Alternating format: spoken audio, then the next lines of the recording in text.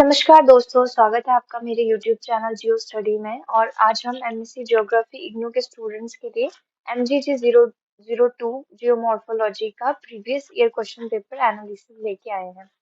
तो इस वीडियो में हम आपको बताएंगे कि कैसे आप पेपर को एनालाइज कर सकते हैं, कैसे आप पेपर को अटेम्प्ट कर सकते हैं। आपको टिप्स एंड टेकअवेज हम देंगे। उसके अलावा मैं इस वीडियो में दो पेपर लेके आई हूँ, दिसंबर 2024 का और जून 2025 का। तो उसमें जितने भी क्वेश्चन हैं हम सब क्वेश्चंस को देखेंगे, कैसे कैसे उन क्वेश्चंस को अटेम्प्ट किया जा सकता था, कहाँ कहाँ डायग्राम रिक्वायर्ड है, वो सब हम आपको इस वीडियो में बताएंगे। किस प्रकार से इनके पेपर की शीट होती है, कैसे आप पेपर को लिख सकते हैं, वो भी हम आपको इस वीडियो में बताएंगे। तो बने रहिए इस वीडियो में। सबसे पहले हम शुरू करते हैं टिप्स एंड टेकअवेज से। तो आपका जो आंसर है वो काफी क्रिस्प होना चाहिए, क्योंकि आपको जो इग्नू की आंसर शीट है वो 24 शीट्स मिलती हैं। आपको कोई एक्स्ट्रा शीट नहीं मिलेगी, आपको 24 शीट्स में ही अपना आंसर को कंप्लीट करना है। तो उसके लिए आपको अपना जो वर्ड लिमिट है उसको फॉलो करना पड़ेगा अच्छे तरीके से। साथ ही आपको डायग्राम्स और टेबल्स भी बनाने हैं, क्योंकि जियोमॉर्फोलॉजी के सब्जेक्ट के लिए आपको जो भी प्रोसेसेस है कि कैसे कुछ होता है वो सब आप डायग्राम से अच्छे से एक्सप्लेन कर सकते हैं। तो आपको डायग्राम्स भी बनानी है और इससे आपको एक्स्ट्रा मार्क्स भी मिलते हैं।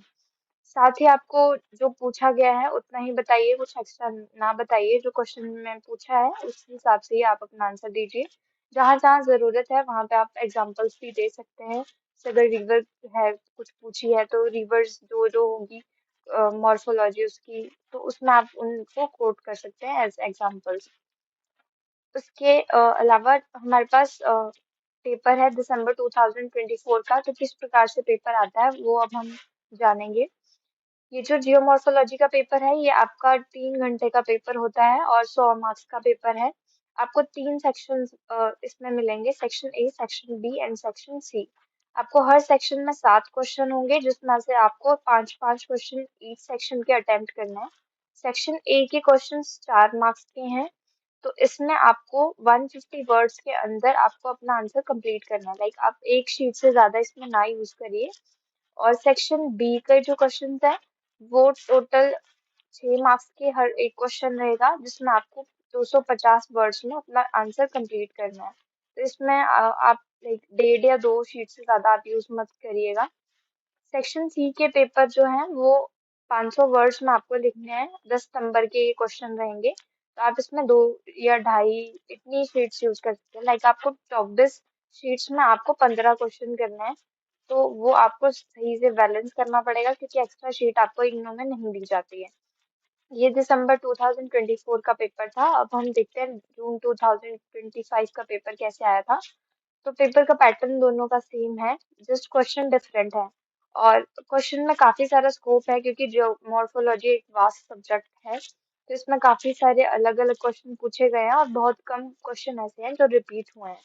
जो क्वेश्चन रिपीट नहीं हुए हैं या जो आपने नहीं पढ़ा है, अगर वैसा कुछ आ जाए वो कैसे आपको अटेम्प्ट करना है वो भी हम आपको इस वीडियो में बताएंगे। तो शुरू करते हैं दिसंबर 2024 के पेपर से। सबसे पहले हम सेक्शन बी करेंगे, सॉरी सेक्शन ए करेंगे। और इसके क्वेश्चन आपको 4 मार्क्स में 4 मार्क्स के क्वेश्चन होते हैं। तो आपको काफी क्रिस्प जो इन्फॉर्मेशन है वो आपको लिखनी होती है। सबसे पहला क्वेश्चन है, right the scope of geomorphology. तो जियोमॉर्फोलॉजी के स्कोप के बारे में आपसे पूछा गया है। आपको बताएं जियोमॉर्फोलॉजी में क्या क्या होता है, क्या है सब्जेक्ट में, वो आपको बताना है। तो जियोमॉर्फोलॉजी है लैंडफॉर्म की स्टडी। और जैसे कि वैलीज, प्लेन्स, माउंटेन्स, इन सबको हम स्टडी करते हैं। उसके अलावा जो जियोमॉर्फिक प्रोसेसेस होते हैं कि कोई लैंडफॉर्म कैसे बनी है, उसके एंडोजेनिक और एक्सोजेनिक प्रोसेस होते हैं, उसके बारे में हम जानते हैं। Volcanicity, tectonics, weathering, erosion, river, winds, glacier, सब कुछ के बारे में हम जियोमॉर्फिक प्रोसेसेस में पढ़ते हैं। उसके अलावा कोई भी लैंडफॉर्म, लैंडस्केप कैसे बना है, उसकी हिस्टोरिकल एवोल्यूशन कैसा हुआ है, वो भी हम जानते हैं इसमें।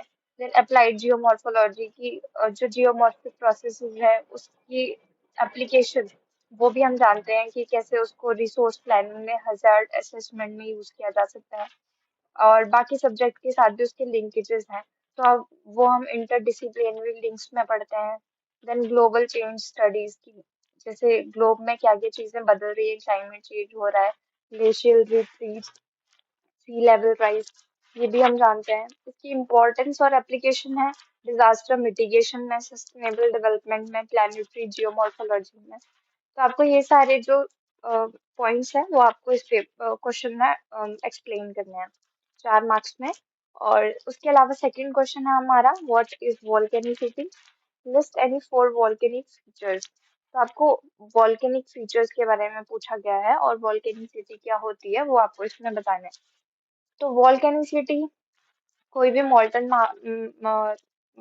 रॉक, मैग्मा, गैसेस या अदर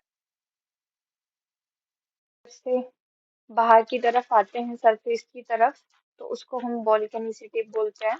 और ये प्लेट टेक्टोनिक्स और वेरियस वोल्केनिक लैंडफॉर्म से एसोसिएटेड होती है। 4 वोल्केनिक फीचर्स में ये दिए गए हैं, volcanoes, lava plateaus, geysers and hot springs, calderas. Volcanoes क्या है वो आपको इसमें बताना है। जैसे वोल्केनिक फीचर्स ही है ये, और एग्जांपल दिए गए हैं माउंट फूजी और Mount Kilimanjaro, Tanzania. Then lava plateau, उसमें broad flat surface created by successive flows of basaltic lava, इसके example Deccan plateau, India. Then geysers and hot springs, की कैसे पानी की जो लाइक पानी के साथ की एरप्शंस होती हैं तो उससे गीजर्स और हॉट स्प्रिंग्स बनते हैं। कैल्डेरास, और ये भी वॉल्केनिक कोलैप्स होता है जिसकी वजह से एक डिप्रेशन बन जाता है, उसको कैल्डेरास बोलते हैं। इसका और इसका एग्जांपल है क्रेटर लेक। अगला क्वेश्चन है, define mass movement, name any 4 factors affecting mass movement.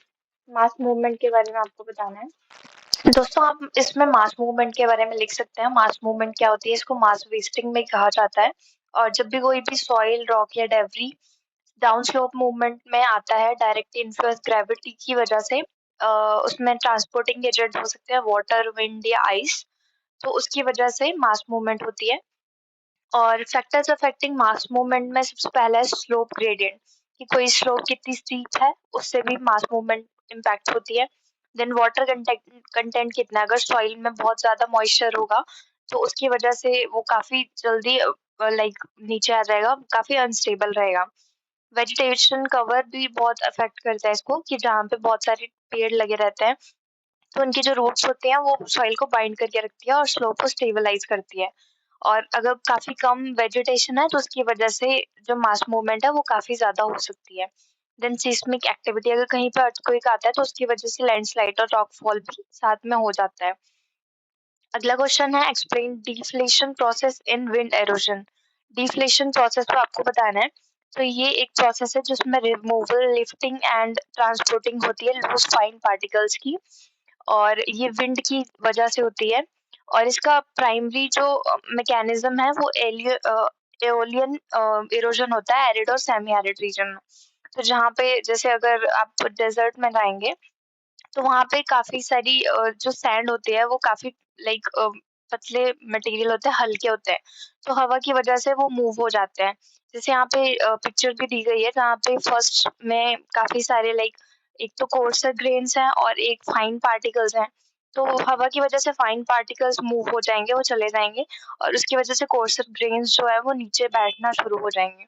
और थोड़े टाइम बाद आप इसमें देखेंगे कि डेजर्ट में जो सैंड है वो काफी कम रहेगी बट कोर्सर मटेरियल्स काफी ज्यादा हो जाएंगे। तो आपको इस क्वेश्चन में ये सब बताना है, कैसे कैसे ये डिफ्लेशन का प्रोसेस है वो आप उसमें एक्सप्लेन कर सकते हैं। लैंडफॉर्म क्रिएटेड बाय डिफ्लेशन में एक तो डिफ्लेशन हॉलोज हैं, डेजर्ट पेवमेंट्स हैं, ब्लोआउट्स, वेंट इफेक्ट्स, तो वो सब आप इसको मेंशन कर सकते हैं। अगला क्वेश्चन है, व्हाट आर स्टेलगमाइट्स एंड स्टेलकसाइट्स। तो ये क्या होते हैं, ये डेपोजिशन फीचर होते हैं, लाइमस्टोन केव्स में बनते हैं जब प्रेसिपिटेशन होता है और कैल्शियम कार्बोनेट जो होता है वो एक जगह पे सेटल हो जाता है ड्रिपिंग वाटर से, पानी के साथ में जब वो मूव होगा तो वो एक जगह पे सेटल हो जाएगा, उसकी वजह से ये फीचर बनते हैं। स्टेलकासाइट और स्टेलगमाइट्स में आप ऐसे डिफरेंशिएट कर सकते हैं। स्टेलकासाइट ऐसे होते हैं जो सीलिंग से लाइक, इसमें सी है तो इससे सीलिंग, और इसमें जी है तो इससे ग्राउंड ग्राउंड ग्राउंड से आप कनेक्ट कर सकते हैं। और ये जो स्टेलकासाइट्स होते हैं वो लाइक केव्स में ऊपर वाली साइड से सीलिंग से चिपके रहते हैं, कैल्शियम कार्बोनेट की वजह से ये आते हैं। और जो स्टेलगमाइट्स होते हैं वो नीचे से बनते हैं, तो वो ऊपर की तरफ को ग्रो होते हैं।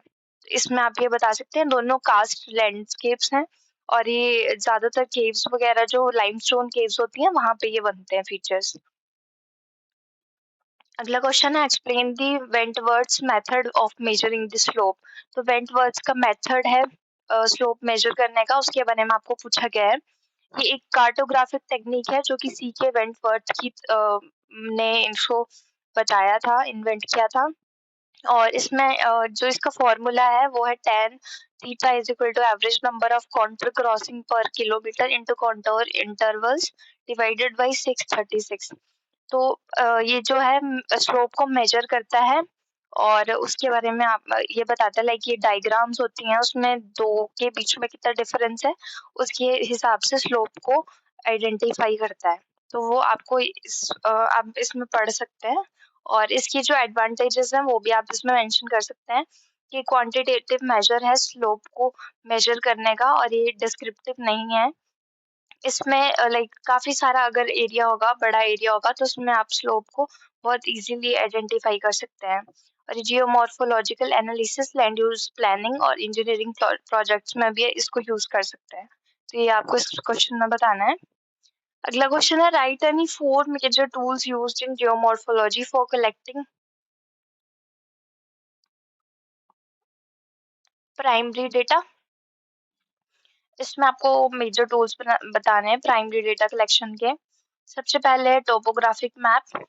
टोपोग्राफी मैप में एलिवेशन, स्लोप और रिलीफ को बताया जाता है और उसको आप देख सकते हैं। और इससे जो आप स्लोप का ग्रेडियंट है या जो लैंडफॉर्म है उसको आप जान सकते हैं। टोपोग्राफिक मैप कुछ इस तरह से लगता है जो ज़्यादा स्लोप होगी लाइक जो ऊंचे एरियाज हैं उसमें काफ़ी साथ-साथ में लाइन्स हैं जबकि जो ग्रेडियंट कम है उसमें थोड़ी खुली-खुली लाइन्स हैं तो इससे पता चलता है। देन एरियल फोटोग्राफी है कि जो भी मतलब सैटेलाइट इमेजिंग है या कोई भी हेलीकॉप्टर से इमेजिंग होती है तो वो एरियल फोटोग्राफी हो गई। देन जियोलॉजिकल मैप्स जिसमें रॉक्स टाइप स्ट्रक्चर और फॉल्ट्स के बारे में बताता है कि कहाँ-कहाँ पे कौन-कौन सा जियोलॉजिकल फीचर है, वो जियोलॉजिकल मैप्स में आता है।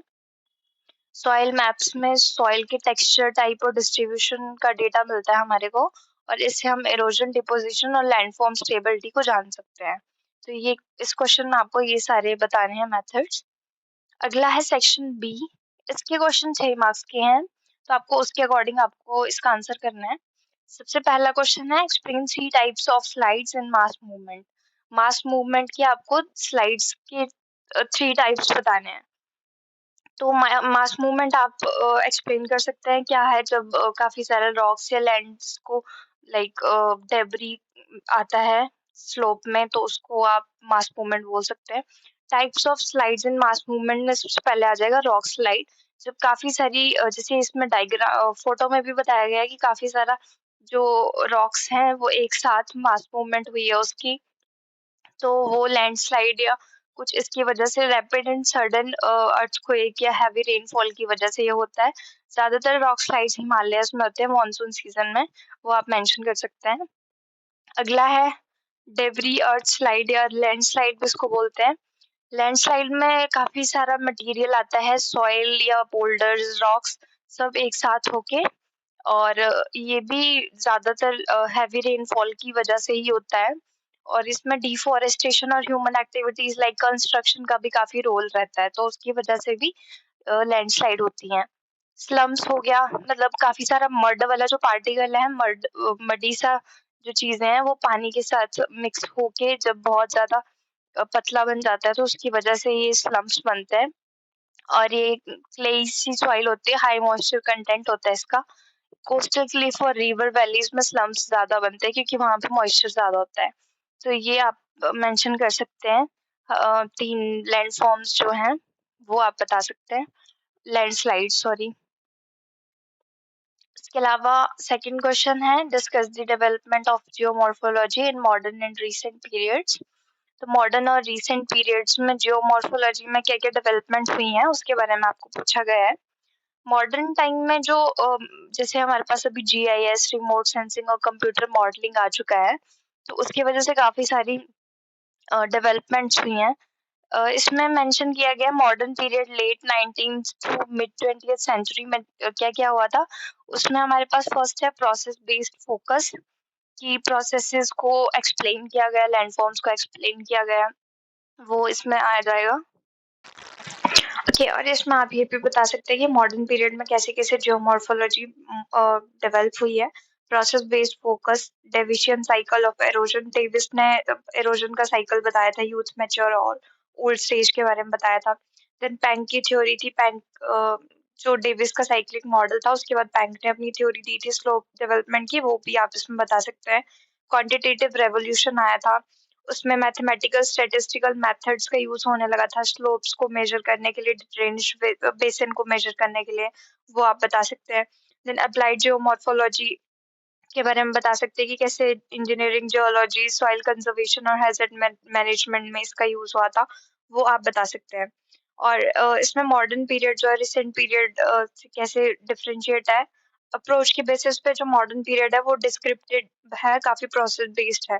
जबकि रिसेंट पीरियड जो है वो क्वांटिटेटिव, इंटरडिसिप्लिनरी और अप्लाइड है। थ्योरीज जो है मेजर मॉडर्न पीरियड की वो डेविस साइकिल, पैंक स्लोप थ्योरी है। जबकि रिसेंट पीरियड में प्रोसेस जियोमॉर्फोलॉजी, सिस्टम अप्रोच ये है। मेथड्स में फील्ड ऑब्जर्वेशन और स्लोप मेजरमेंट था मॉडर्न पीरियड में, जबकि रिसेंट पीरियड में GIS, remote sensing, computer modelling ये सब नए आ चुके हैं। स्कोप इसका है अर्थ्स लैंडफॉर्म की स्टडी करी थी, डिस्क्रिप्टिव स्टडी, जबकि इसमें है अर्थ प्लस प्लैनेटरी जियोमॉर्फोलॉजी, दोनों को स्टडी किया गया रिसेंट पीरियड में। एप्लीकेशंस मॉडर्न पीरियड की हैं सॉइल कंजर्वेशन, इंजीनियरिंग, जियोलॉजी में, और रिसेंट पीरियड की एप्लीकेशंस है climate change, hazard mitigation and sustainability में। उसके अलावा इसमें रिसेंट पीरियड के बारे में आप टेक्नोलॉजीज के बारे में बता सकते हैं कि कैसे टेक्नोलॉजिकल एडवांसमेंट हुई है। Remote sensing, aerial photography, GIS, satellite data, ये सब की कितनी इंपॉर्टेंस अब बन चुकी है वो आप बताएंगे इसमें। इंटरडिसिप्लिनरी इंटीग्रेशन कि कैसे सारे सब्जेक्ट्स एक साथ पढ़े जाते हैं, क्लाइमेटोलॉजी, हाइड्रोलॉजी, इकोलॉजी, जियोलॉजी सबकी एक साथ स्टडी होती है, वो आप बता सकते हैं। प्रोसेस जियोमॉर्फोलॉजी के बारे में आप बता सकते हैं कि कैसे रियल टाइम प्रोसेसेस पे फोकस किया गया है। लैंडस्लाइड, फ्लड्स, ग्लेशियर रिट्रीट्स के बारे में जाना गया है।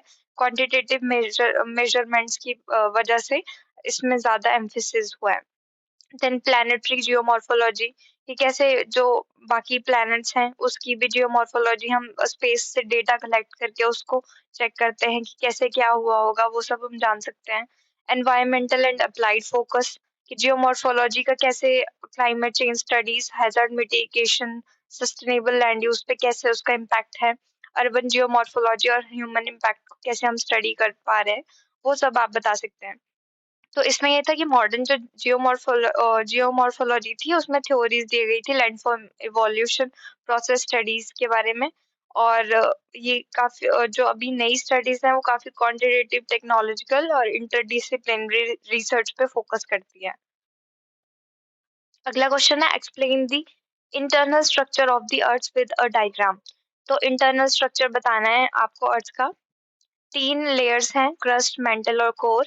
इसके बारे में आपने मेंशन करना है और ये इसकी डायग्राम है जिसमें सबसे ऊपर आती है क्रस्ट, उसके बाद मेंटल आती है, अपर मेंटल, और लोअर मेंटल अलग है, बीच में ट्रांजिशनल जोन्स हैं और बीच में डिसकंटिन्यूटीज भी हैं, तो वो भी आप मेंशन कर सकते हैं इसमें। आउटर कोर है उसके बाद, और देन अंदर इनर कोर है। इनर कोर सॉलिड है। अभी हम जानते हैं क्रस्ट के बारे में। आउटर मोस्ट सॉलिड लेयर है ये, यहाँ पे सबसे ऊपर है, और इसकी थिकनेस 5 टू 700 किलोमीटर्स है। जो कॉन्टिनेंटल क्रस्ट है वो ग्रेनिटिक है और ये थोड़ी थिकर है और डेंसिटी इसकी कम है। और जबकि ओशियानिक क्रस्ट है, बेसाल्टिक है और ये है पतली है बट ये डेंस है काफी। जबकि मेंटल जो है ये क्रस्ट से नीचे है और ये अप टू 2900 किलोमीटर तक ये फैली हुई है। ये ज्यादातर silicate minerals like rich in iron and magnesium rich है ये।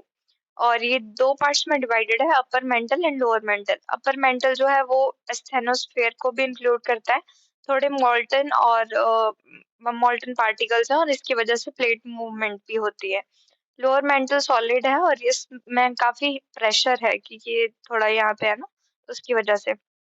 और उसके अलावा अगली लेयर है कोर।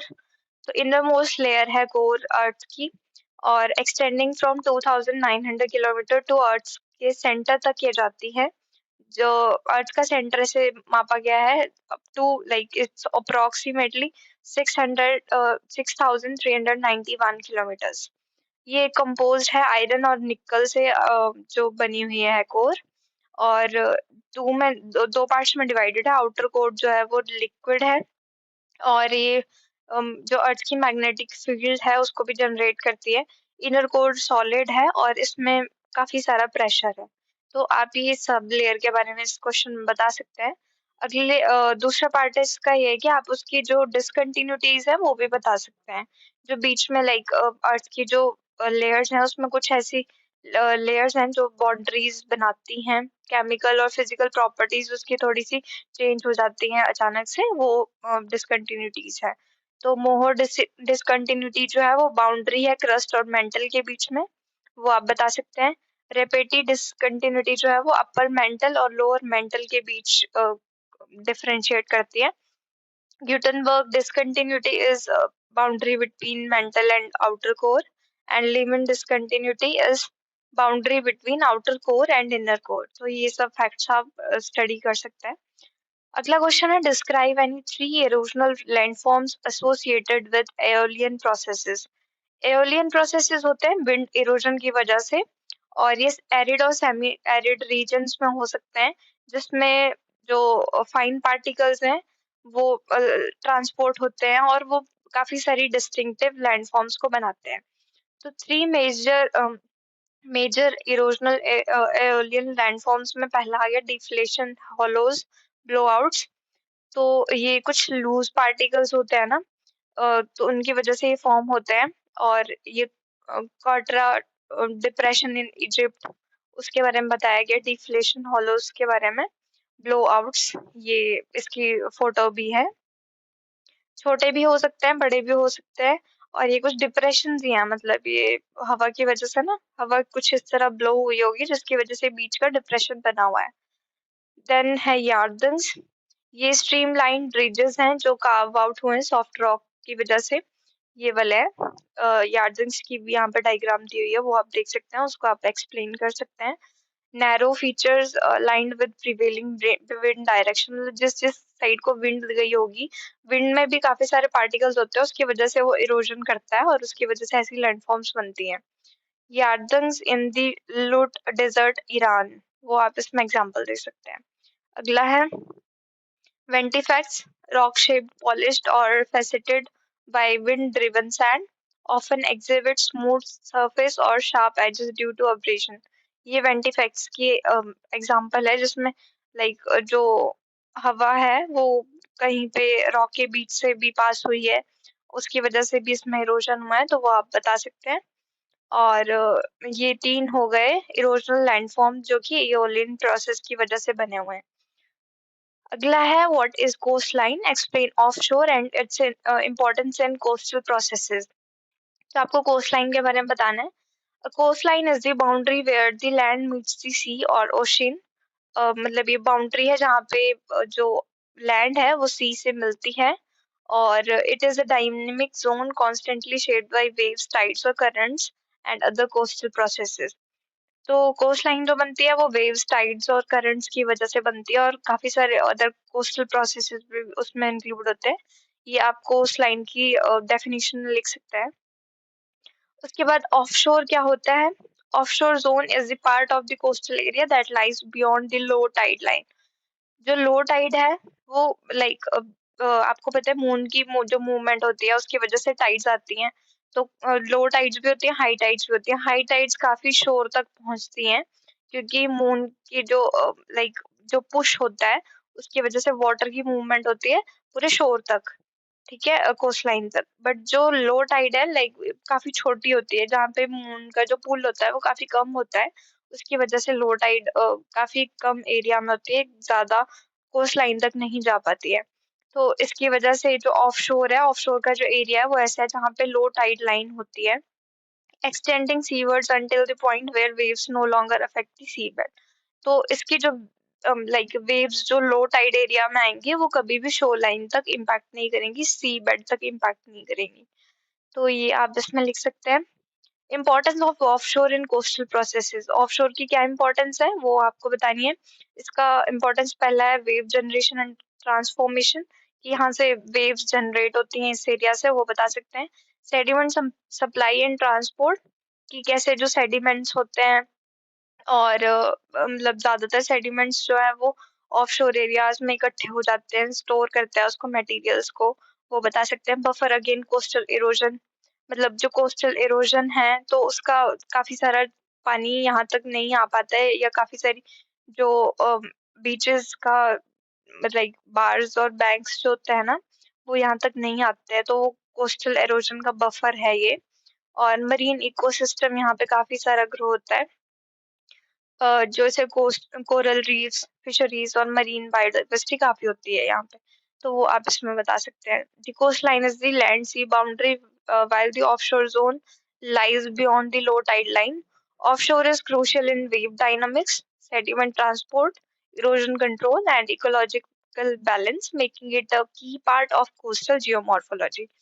तो आप ये पढ़ सकते हैं और इसके अकॉर्डिंग आप अपना आंसर अटेम्प्ट कर सकते हैं।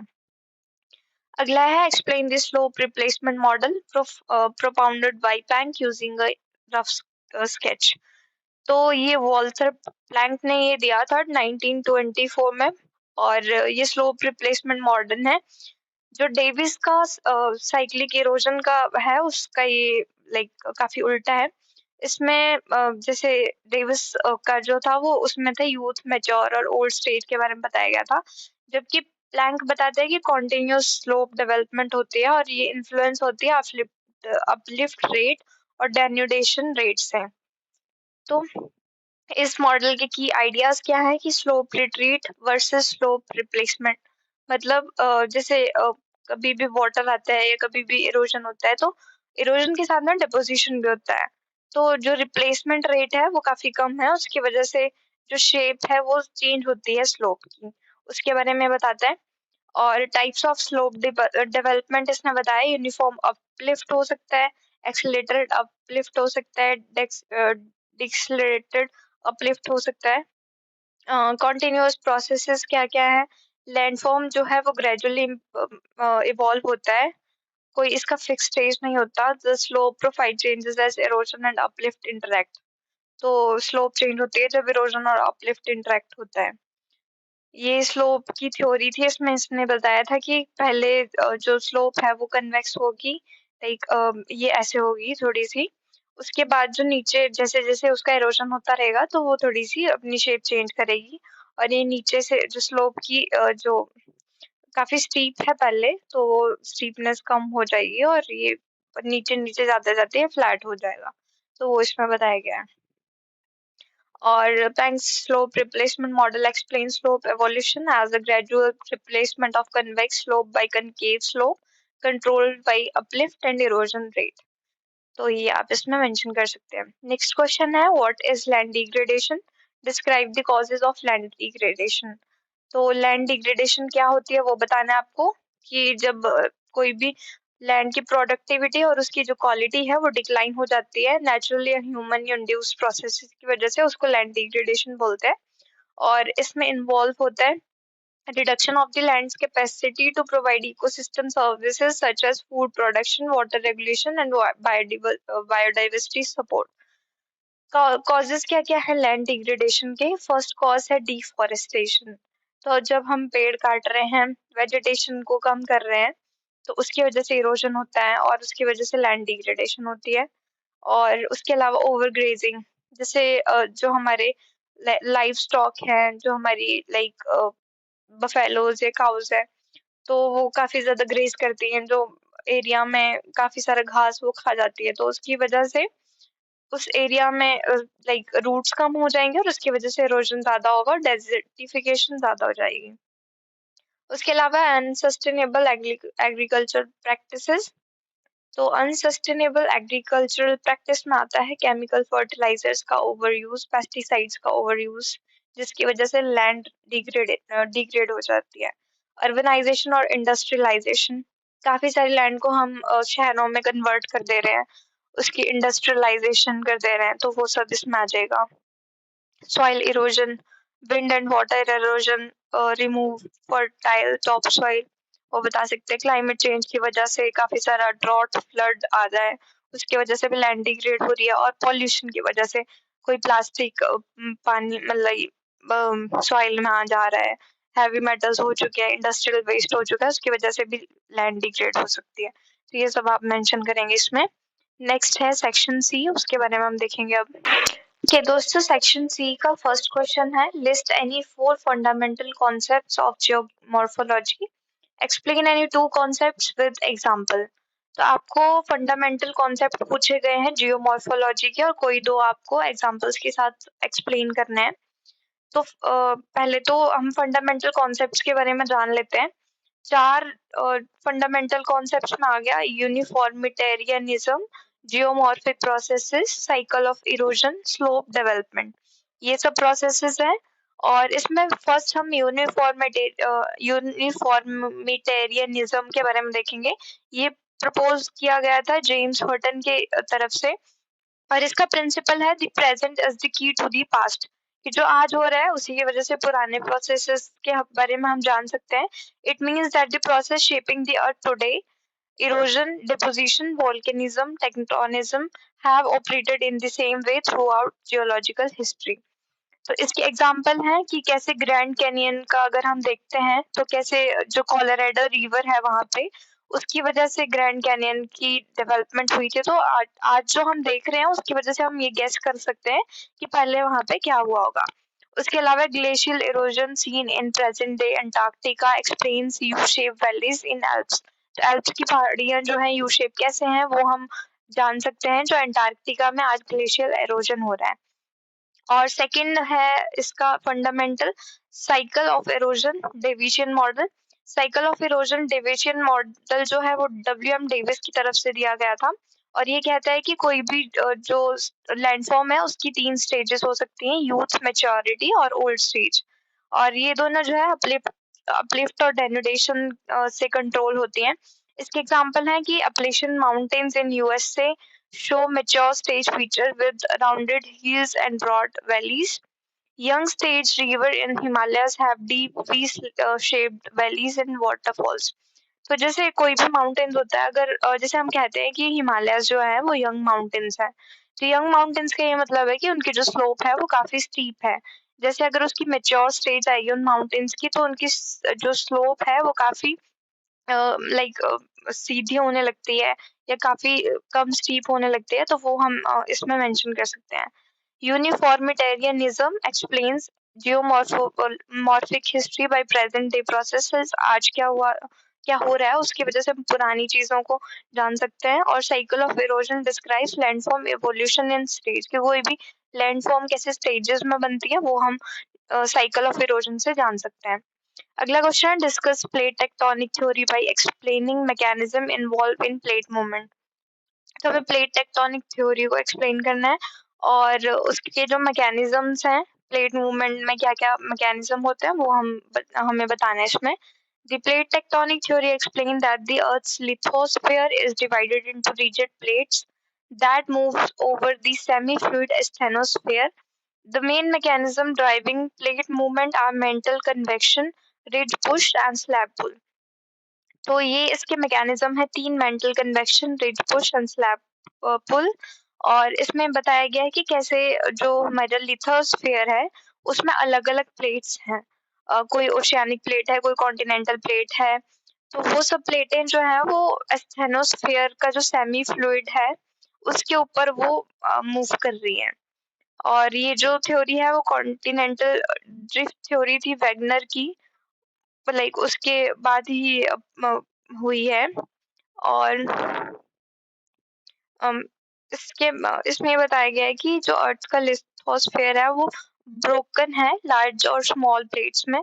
जैसे बड़ी प्लेट्स होगी पैसिफिक प्लेट, यूरेशियन प्लेट, छोटी प्लेट होगी, कोको प्लेट या नाज़का प्लेट, वो सब छोटी प्लेट होगी। और इन प्लेट्स की डाइवर्जेंट, कन्वर्जेंट और ट्रांसफॉर्म बाउंड्रीज़ हैं, वो भी बताया गया है। और इसमें एक्सप्लेन किया गया है फिनोमेनास जैसे कि earthquake, volcanic activity, mountain building और ओशन ट्रेंच फॉर्मेशन को। और मैकेनिज़्म्स को एक्सप्लेन किया गया है। मेंटल कन्वेक्शन क्या है कि जो लाइक अर्थ के अंदर जो हीट है वो कन्वेक्शन करंट्स क्रिएट करती है मेंटल में। ठीक है, तो उसकी वजह से जो हॉट मटेरियल है वो राइज होता है और कूल होता है और उसके बाद सिंक होता है। और वही सारी चीजें जो है वो आगे से आगे लाइक सेम साइकिल बन जाता है।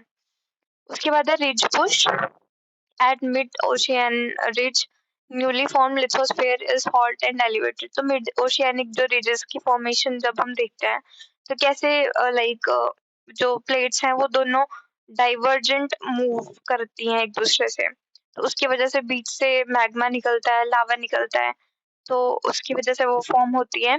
This push helps drive plate away from spreading centres. दोनों प्लेट्स एक दूसरे की तरफ जाती है, तो वो रिज पुश के बारे में बताया गया है। और स्लैब पुल है at subduction zones, cold dense oceanic plates sink into the mantle। तो जो ओशियानिक प्लेट होती है और जो कॉन्टिनेंटल प्लेट होता है, अभी मेरे पास डायग्राम नहीं है बट आप इसको लाइक इमेजिन कर सकते हैं कि कैसे मैं बता रही हूँ। सबडक्शन जोन्स होती हैं जहाँ पे कोई भी ओशियानिक प्लेट और कॉन्टिनेंटल प्लेट एक साथ मिलती है, तो काफी सारे टेम्परेचर की वजह से जो एरिया है वहाँ पे मतलब जो प्लेट्स हैं वो मेल्ट हो जाती हैं। तो वो सबडक्शन जोन है और ये कंसीडर किया जाता है strongest force driving plate motion को। ये आप इसमें बता सकते हैं। नेक्स्ट क्वेश्चन है what is fold, explain any four types of folds with the help of diagrams. Folds क्या होता है? It's a bend or curve in rock strata resulting from compressional forces acting on the earth's crust। तो fold कैसे बनते हैं? कोई भी force ऐसे अगर लाइक जैसे प्लेट्स हैं, जैसे हमने अभी जाना है कि काफी सारी प्लेट्स हैं, तो टेक्टोनिक प्रोसेसेस वहां पे हो रहे हैं। तो उस जब एक साथ वो मिलते हैं या एक साथ वो टकराते हैं तो उसकी वजह से काफी सारे फोल्ड्स बन जाते हैं, तो उसी को फोल्ड कहते हैं। और folds are common in mountain belts where tectonic forces are strong। तो टेक्टोनिक जो फोर्सेस हैं जहाँ पे काफी स्ट्रांग है वहाँ पे फोल्ड्स बनते हैं, जैसे कि माउंटेन बेल्ट्स। अब इसका हम एग्जांपल ले सकते हैं, हिमालयस जो बने हैं वो भी फोल्ड माउंटेन्स ही हैं। तो वो कैसे दोनों प्लेट्स टकराई थी और कैसे फिर हिमालयस बने थे, उसको ये एक्सप्लेन करता है। फोर टाइप ऑफ फोल्ड्स हैं। फर्स्ट है एंटीक्लाइन सिंक्लाइन, थर्ड है रिकम्बेंट फोल्ड और फोर्थ है ओवरटर्न फोल्ड। एंटीक्लाइन होती है arc shaped fold with layer sloping away from the centre.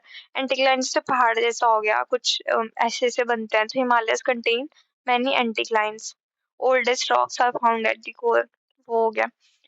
Then syncline है, सिंक्लाइन में मतलब थोड़ा ये नीचे होता है, ट्रफ होता है। ट्रफ ऐसे जैसे वेव में ट्रफ होता है ना, वैसे नीचे को ये सॉर्ट ऑफ वैली के हिसाब से आप इसको इमेजिन कर सकते हैं। रिकम डायग्राम भी है हमारे पास, जैसे एंटीक्लाइन ये हो गया ना और सिंक्लाइन ये हो गया।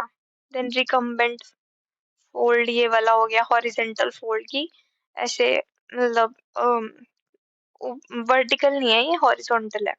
और overturn fold one limb push over the other. तो ओवरटर्न फोल्ड तो नहीं है हमारे पास, बट जैसे कोई दो फोल्ड जो है ना वो एक साथ में आ जाते हैं, तो वो ओवरटर्न फोल्ड हो गया। उसके अलावा सिक्स्थ क्वेश्चन है explain drainage basin, discuss any three types of drainage patterns with diagrams. तो ड्रेनेज बेसिन क्या होता है पहले वो आपको बताना है। और drainage basin is the area of land drained by a river and its tributaries. जहाँ जहाँ कोई भी रिवर या कोई भी उसकी ट्रिब्यूटरीज फैली होती है उसको हम ड्रेनेज बेसिन बोलते हैं। और मतलब कोई भी उस एरिया में जो भी प्रेसिपिटेशन होता है, कोई भी बारिश होती है, तो उसका सारा पानी जो है वो जैसे मतलब उसी नदी में आता है, उसके ट्रिब्यूटरीज के थ्रू आता है, या कैसे वो एक साथ ही इकट्ठा हो जाता है, उसको ड्रेनेज बेसिन बोलते हैं। The boundary of a drainage basin is marked by a water divide that separates it from the adjacent basin। कि वाटर डिवाइड होता है, जैसे कोई भी ड्रेनेज बेसिन है उनको हम डिफरेंशिएट कर सकते हैं। तो बीच में जो एरिया होता है जो डिफरेंशिएट करता है ना, उसको वाटर डिवाइड बोलते हैं। इम्पोर्टेंस क्या है इसकी, ये कलेक्ट करता है और चैनल वाटर इनटू रिवर, ये मतलब जैसे कोई भी नाला है, नाले का पानी नदी में जा रहा है तो वो एक ड्रेनेज बेसिन का पार्ट हो जाएगा। जैसे काफी सारी गंगा की सहायक नदियां हैं, तो गंगा का भी एक ड्रेनेज बेसिन है, और जो उसकी सहायक नदियां हैं वो उसके चैनल्स हो गए या उसकी ट्रिब्यूटरीज उसको बोलेंगे हम। और इससे कंट्रोल होता है इरोजन, सेडिमेंट ट्रांसपोर्ट और डिपोजिशन। अब अगर किसी चैनल के थ्रू पानी जा रहा है तो उसमें जो आसपास के एरियाज में इरोजन है वो थोड़ा कम हो जाएगा, क्योंकि चैनल्स हैं नदी के पास, तो वो किसी ऐसे एरिया में नहीं जाएगा जहाँ पे सेटलमेंट हो, और उसकी वजह से इरोजन भी कम होता है। उसके अलावा ये एग्रीकल्चर को इन्फ्लुएंस करता है, सेटलमेंट और इकोसिस्टम को भी इन्फ्लुएंस करता है। 3 टाइप्स ऑफ ड्रेनेज पैटर्न्स हमें जानना है। तो 3 में फर्स्ट आ जाएगा डेंड्राइटिक ड्रेनेज, जैसे कि गंगा का हो गया। तो काफ़ी सारा पानी, जैसे पहाड़ियाँ हैं ना, तो पहाड़ों पे बारिश होती है और उसका पानी एक साथ एक रिवर में ऐसे इकट्ठा होता रहता है। बीच से नाले होते हैं बीच-बीच से, और उन नालों का भी उस नदी में इकट्ठा होता रहता है, तो वो हो गया डेंड्राइटिक ड्रेनेज पैटर्न। उसके अलावा है रेडियल पैटर्न, जिसमें कोई एक सोर्स होता है ना, तो उससे पानी आता है। सेंट्रल हाई पॉइंट्स इसमें दिया गया है। Streams flow outward from a central high point like a volcano और डोम। तो ऊपर कोई एक वोल्केनो या कोई डोम होगा, उसमें काफी सारा पानी होगा, तो जो बारिश होगी तो उसमें ऊपर का जो पानी है वो नीचे काफी सारे एरियाज में स्प्रेड होगा, और उसी को रेडियल पैटर्न बोलते हैं। इसका एग्जाम्पल है माउंट किलिमंजारो और डेक्कन ट्रैप्स। उसके अलावा है ट्रेलिस पैटर्न। ट्रेलिस पैटर्न ये वाला था जिसमें काफी सारा लाइक ये थोड़ा प्लेन एरिया ही है। प्लेन एरिया में जब वाटर आता है तो पैरेलल स्ट्रीम्स बनती हैं, और वो मेन नदी के साथ मिल जाती है, तो उसको बोलते हैं। और river in Appalachian mountains is example of trellis pattern. अगला है what is glaciation. Elaborate the glaciation in geological past.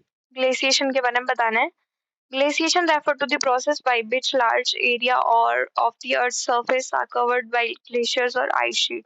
मतलब काफी सारे एरिया ग्लेशियर्स और आइस शीट से कवर्ड रहता है अर्थ का, उसको ग्लेशिएशन बोलते हैं। It involves formation, movement and expansion of glaciers.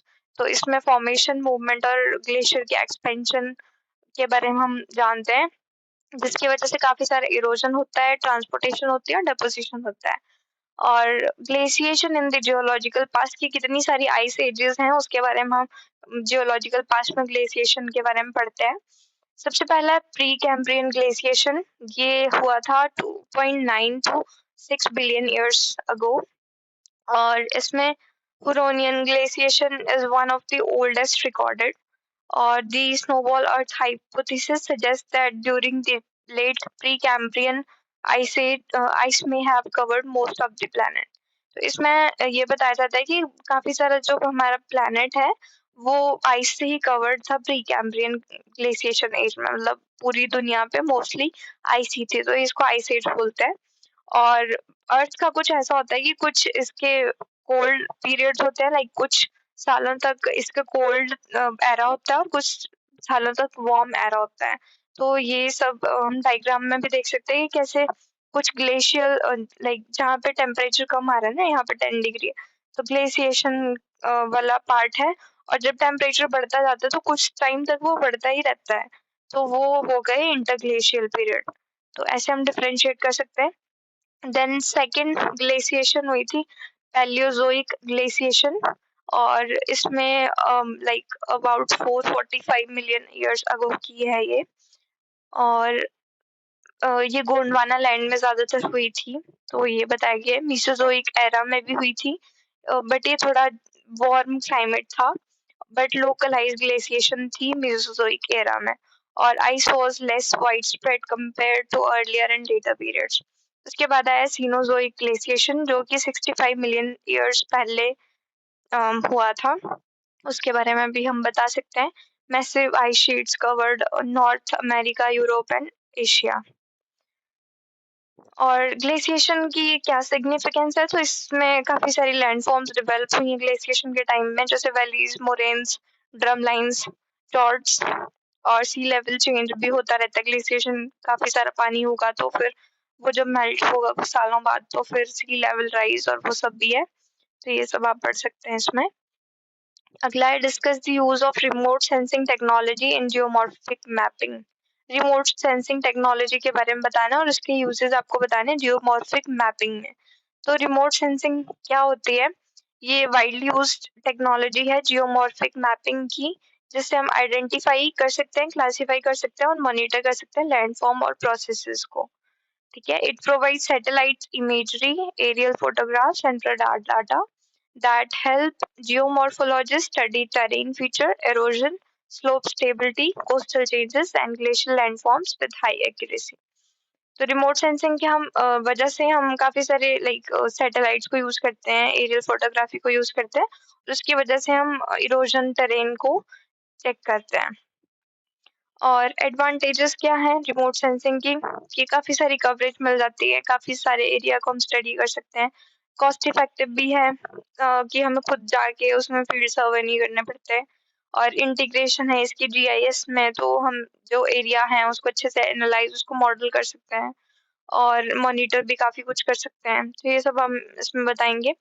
Then role of remote sensing in geomorphic mapping के बारे में बताया गया है कि क्या-क्या इसका रोल है। तो उसमें हम लिखेंगे कि लैंडफॉर्म आइडेंटिफिकेशन और क्लासिफाई कर सकते हैं। रिमोट सेंसिंग जब हम करेंगे तो हमारे को रिलीफ फीचर का पता चलेगा कि कौन-सा माउंटेन है, कौन-सा वैली है, कहाँ का कैसा है, कितनी ऊँचाई पे क्या है, तो उसको हम क्लासिफाई कर सकते हैं इससे।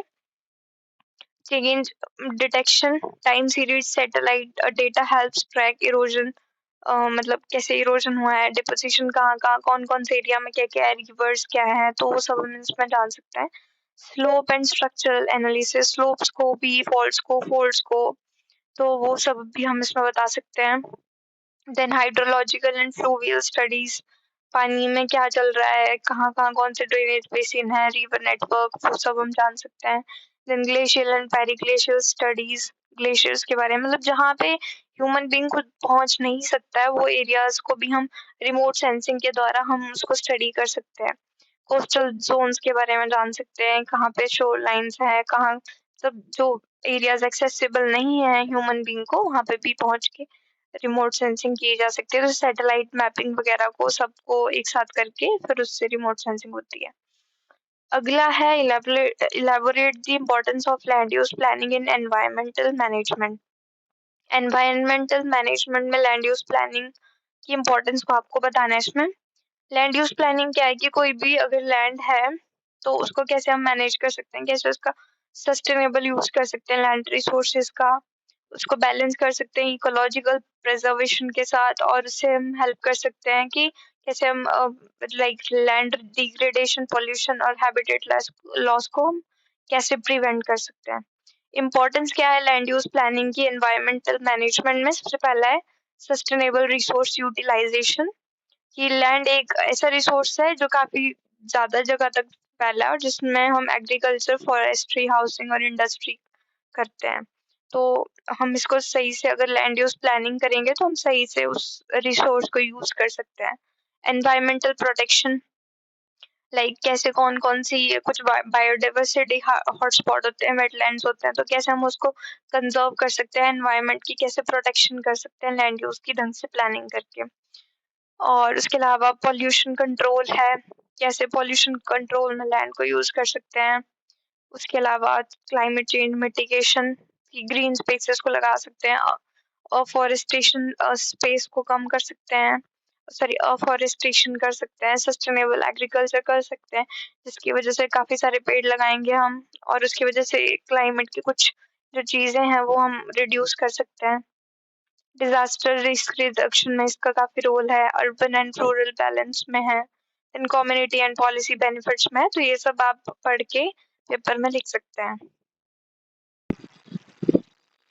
दोस्तों अब हम पहुंच चुके हैं एमजीसी 002 के जून 2025 के क्वेश्चन पेपर में।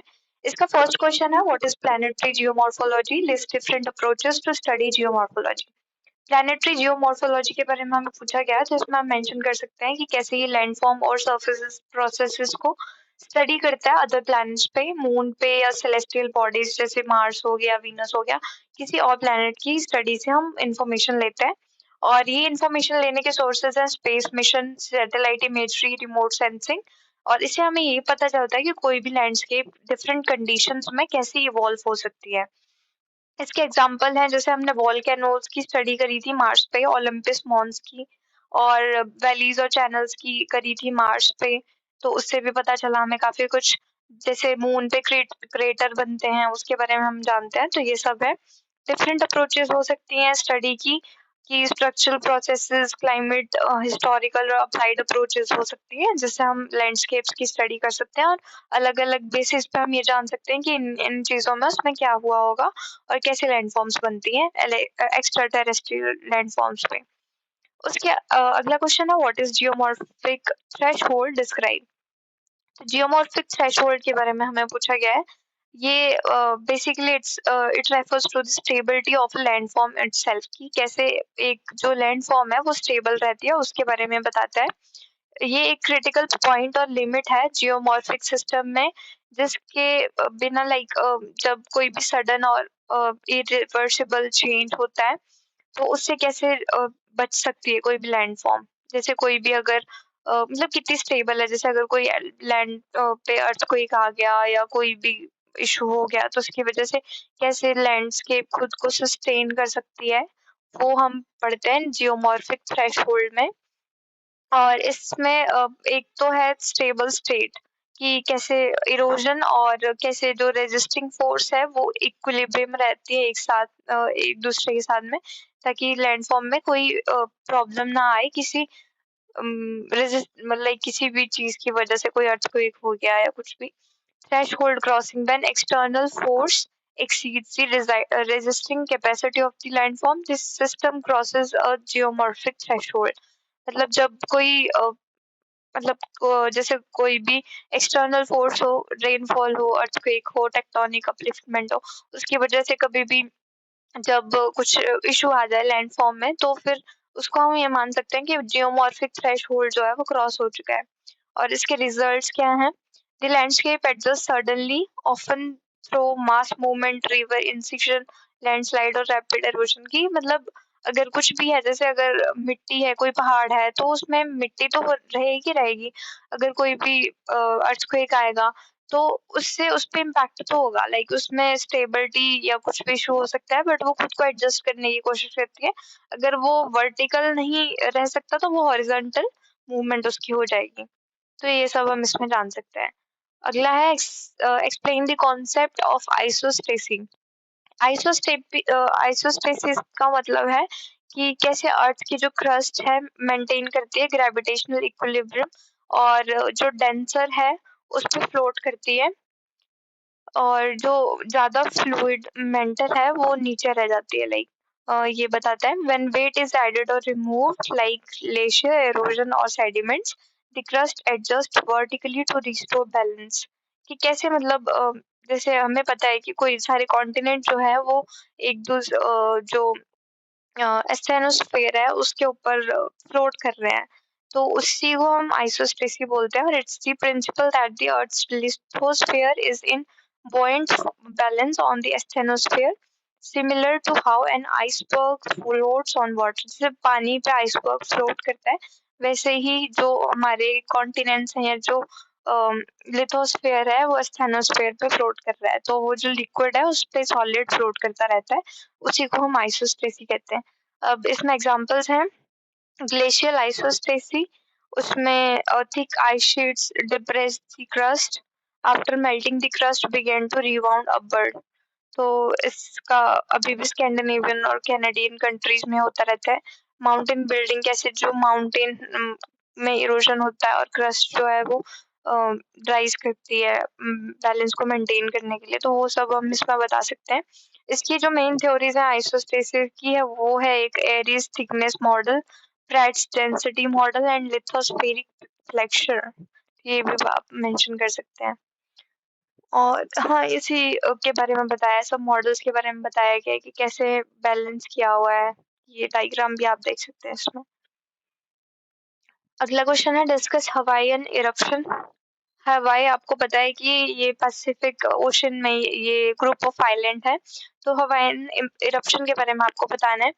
इसमें जेंटल इफ्यूसिव लावा फ्लो होता है और ये काफ़ी बेसाल्टिक लावा होता है जो फ्लो करता है। तो मतलब इसमें कोई ज़्यादा ऐश नहीं होती है, ज़्यादा कोई लावा फ्लो नहीं करता, कोई ऐसे वो नहीं होता। बस ये लैंडफ़ॉर्म बना देता है, प्लेट्यू टाइप बना देता है, तो वहीं पे लाइक हवाई में लोग रहते हैं। और characteristics of a Hawaiian eruption: effusive nature, lava flows steadily from vents or fissures rather than violently exploding. कि वेंट्स और फिशर से वो निकलता है और काफी वायलेंटली एक्सप्लोड नहीं करता कि जैसे मतलब बाकी है जैसे वो हो गया माउंट फूजी या वो सब उनकी तरह नहीं है। और इसके एग्जांपल्स हैं Mauna Loa या किलोआ, ये सब हवाईयन इरप्शंस के एग्जांपल है। मैग्मा कंपोजिशन, ये बेसाल्टिक मैग्मा है तो इसकी विस्कोसिटी कम है और इसका टेम्परेचर ज़्यादा है। तो कम विस्कोसिटी होगी तो स्लो स्लो मूवमेंट होगी और उसकी वजह से ये काफ़ी ज़्यादा एक्सप्लोड नहीं करता है। इसमें गैस कंटेंट भी कम है और इसकी वजह से ज़्यादा एक्सप्लोसिव इरप्शन भी नहीं होती है। इरप्शन प्रोडक्ट्स में क्या-क्या आता है? Pehoi lava flow, smooth rocky texture, lava flow, rough blocky texture, ये सब आप बता सकते हैं। विजुअल फीचर कैसा है? फायर माउंटेन्स और curtains of fire where lava jets shoot 10 of meters into the air, और इससे लावा लेक्स और एक्सटेंसिव लावा फील्ड्स भी बनती है। इसकी एग्जाम्पल्स हैं इरप्शन की, एक तो माउना लोआ का है 1984 में, किलोआ का है 2018 में, और बाकी सिमिलर इरप्शन आइसलैंड और कैलिफोर्निया में भी हुए हैं। अगला है वो right and any 8 factors that control the mass movement. Mass movement को कंट्रोल करने वाले कोई 8 फैक्टर्स के बारे में आपको बताना है। मास मूवमेंट का क्वेश्चन आई थिंक ये थर्ड क्वेश्चन आ गया ना। फर्स्ट है इसमें स्लोप का एंगल भी मास मूवमेंट को कंट्रोल करता है। देन कौन सा रॉक टाइप है, कैसा स्ट्रक्चर है, वो भी है। वाटर कंटेंट कितना है, अगर वो सॉइल है तो उसमें कितना वाटर है, उस पे भी डिपेंड करता है मास मूवमेंट। वेजिटेशन कवर, पेड़ लगे हैं नहीं लगे हैं, वो भी डिपेंड करता है। सिस्मिक एक्टिविटी, जैसे अर्थक्वेक है तो बहुत ज़्यादा शेक होगी स्लोप, उसकी वजह से ज़्यादा डिस्ट्रक्शन होती है। ह्यूमन एक्टिविटीज, माइनिंग हो रही है वहाँ पे, रोड हो रही है या कोई टनल वगैरह बन रही है, उसकी उससे भी हो सकता है। Then weathering, chemical physical weathering भी हो सकती है रॉक्स की। क्लाइमेट का भी बता सकते हैं कि बहुत ज़्यादा रेनफॉल है तो उसकी वजह से भी प्रॉब्लम हो सकती है। तो ये सब हैं फैक्टर्स मास मूवमेंट के, ये आप मेंशन कर सकते हैं इस क्वेश्चन में। अगला है what are rapids and waterfalls. Rapids क्या है और वाटरफॉल्स क्या है वो आपको बताना है। Rapids are section of a river where the water flows swiftly and turbulently over a rocky bed with a steep gradient, जिसका ग्रेडियंट काफी स्टीप होता है और टर्बुलेंटली फ्लो करता है। They occur when the river channels is filled with boulders, uneven rock surfaces, or sudden changes in slope. Rapids are common in youthful stage, और like ये आप बता सकते हैं जैसे अपर हिमालयाज़ में जो फ्लो करती है रिवर्स, हिमाचल में होगी काफ़ी सारी, तो उसमें काफ़ी सारे बोल्डर्स होते हैं, टर्बुलेंटली फ्लो करती है तो उसको रैपिड्स बोल सकते हैं हम। राफ्टिंग की एक्टिविटीज़ में ये काफ़ी यूज़ होता है। वाटरफॉल्स क्या होते हैं कि काफ़ी लाइक वर्टिकल ड्रॉप होता है पानी का और बिल्कुल स्टीप स्लोप होती है। और जैसे वाटरफॉल के एग्जांपल आप दे सकते हैं, नायग्रा फॉल्स है, जोग फॉल्स है, वो आप बता सकते हैं। Write the role of waves in the formation of a coastal landform is your next question. तो आपको इसमें बताना है कि कैसे वेव्स का क्या रोल है कोस्टल लैंडफॉर्म्स बनाने में। तो वेव्स आती हैं, आपको पता है उसकी वजह से भी काफ़ी सारी लैंडफॉर्म्स क्रिएट होती हैं। जैसे यहाँ पे आप देख सकते हैं beach, tombolo, barrier split, lagoon, bay barrier, tidal inlet, wave cut platforms, wave bed terrace, ये सब लैंडफॉर्म्स वेव से बनती हैं। तो आप इसका रोल बता सकते हैं क्या-क्या हो सकता है। सबसे पहला है इरोजनल एक्शन ऑफ वेव्स, कि इरोजन करता है वो उसमें, और अब्रेजन, कोरोजन और हाइड्रोलिक एक्शन होता है जिसकी वजह से सी क्लिफ्स, केव्स, आर्क्स, स्टैक्स और स्टम्प्स बनते हैं। और ये ट्रांसपोर्ट भी करता है मटेरियल्स को, जो वेव्स होती हैं वो मटेरियल ट्रांसपोर्ट करने के लिए भी यूज हो सकते हैं। तो इसमें सैंड पेबल्स और इरोडेड मटेरियल रिडिस्ट्रीब्यूट होता है। और डिपोजिशनल फीचर्स भी हो सकते हैं। काफ़ी सारा लाइक डिपॉज़िट होता है सैंड या क्ले, तो उससे beaches, pits, bars, lagoons, storm pools बन सकते हैं। बैलेंस करता है काफ़ी सारे प्रोसेसेस को। स्ट्रॉन्ग वेव्स का जो एक्शन है वो इरोजन करता है कोस्ट लाइन पे, और जो जेंटल वेव्स होती हैं उससे डिपोजिशन होता है, तो वो भी बैलेंस करती है waves. Impact on human and natural system, तो ह्यूमन और नेचुरल सिस्टम पे भी काफ़ी इम्पैक्ट होता है वेव्स का। सेटलमेंट्स भी उसके अकॉर्डिंग बनती है, इकोसिस्टम भी बनता है, नेविगेशन भी होती है, तो वो सब आप इस क्वेश्चन में मेंशन कर। दोस्तों अगला है सेक्शन बी, और इसका फर्स्ट क्वेश्चन है what are geomorphic systems, explain any two. तो जियोमॉर्फिक सिस्टम्स के बारे में हमसे पूछा और कोई दो हमें उसमें से एक्सप्लेन भी करना है। तो जियोमॉर्फिक सिस्टम क्या होते हैं? नेचुरल प्रोसेसेस हैं और इंटरेक्शन है जो शेप करती हैं अर्थ के सरफेस को, क्रिएट करती हैं, मॉडिफाई करती हैं लैंडफॉर्म्स को ओवर टाइम। तो इसमें प्रोसेसेस आ गए जैसे tectonic activities, weathering, erosion, transportation, deposition, और इसके एजेंट्स हैं water, wind, glaciers and gravity. ये हम इसमें मेंशन करेंगे। टू टाइप्स हो गए प्रोसेसेस के, एंडोजेनिक और एक्सोजेनिक। एंडोजेनिक है जिसमें टेक्टोनिक और वॉल्केनिज्म्स है, और ये इंटरनल फोर्सेस होती हैं, जबकि एक्सोजेनिक एक्सटर्नल फोर्सेस हैं जिसमें wind, water, ice and gravity आ गया। आप इस पिक्चर में भी देख सकते हैं, जैसे एंडोजेनिक है तो उसमें वॉल्केनिज्म है जो अर्थ के अंदर के प्रोसेस है, एक्सोजेनिक जो कि अर्थ के बाहर के प्रोसेसेस हैं, वो हम मेंशन करेंगे इसमें। एंडोजेनिक प्रोसेसेस का नेचर है कि वो विद इन अर्थ हैं और powered by geothermal energy. Processes में दो प्रोसेस मेन है, वॉल्केनिज्म जिसमें वॉल्केनिक कोन्स, लावा, प्लेटी और आइलैंड बनते हैं, और जबकि टेक्टोनिक मूवमेंट में फोल्डिंग, फॉल्टिंग और अपलिफ्ट होती है, माउंटेन, रिफ्ट वैलीज और प्लेट्यूज बनते हैं। एग्जाम्पल है हिमालयाज़ जो हैं वो यूरेशियन और इंडियन प्लेट से बने थे, तो कोलिजन हुआ था, फोल्डिंग प्रोसेस है ये, तो ये एंडोजेनिक प्रोसेस है। और ईस्ट अफ्रीकन रिफ्ट वैली जो अभी बन रही है और काफ़ी आने वाले टाइम में काफ़ी डेवलप भी होगी, वो भी एक एंडोजेनिक प्रोसेस ही है। एक्सोजेनिक प्रोसेसेस हैं जो कि लाइक अर्थ के सरफेस से ऑपरेट होते हैं, और इसमें सोलर एनर्जी और ग्रेविटी का मेन रोल है। वेदरिंग और trans erosion and transport deposition इसके प्रोसेसेस हैं, और इसके एग्जांपल हम लिख सकते हैं गंगा, ब्रह्मपुत्र, डेल्टा। तो पानी से बना, पानी एक एक्सोजेनिक फैक्टर है।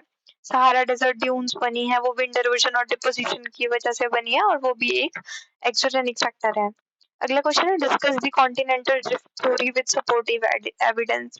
कॉन्टिनेंटल ड्रिफ्ट थ्योरी के बारे में बताना है। तो ये प्रपोज की गई थी ऑल्फ्रेड वैगनर की तरफ से 1912 में, और इसका आइडिया था कि कॉन्टिनेंट्स जो थे वो लाइक एक टाइम पे वो एक ही पार्ट थे, लाइक एक सब कॉन्टिनेंट, सुपर कॉन्टिनेंट का पार्ट थे जिसका नाम पेंजिया कहा गया है। और इसका मैकेनिज्म क्या है कि वो बिलीव करते हैं कि ओशियानिक क्रस्ट जो है वो अर्थ की रोटेशन और टाइडल फोर्सेस से ड्राइव होती है, और टेक्टोनिक एक्टिविटीज होती रहती है, तो वो उसकी वजह से वो सेपरेट होगी एक दूसरे से। और इसके सपोर्टिव एविडेंस है फिट इन द कॉन्टिनेंट्स। इसको बोल सकते हैं जिग्सॉ फिट भी से बोलते हैं कि coast line of South America and Africa fit together like a puzzle piece.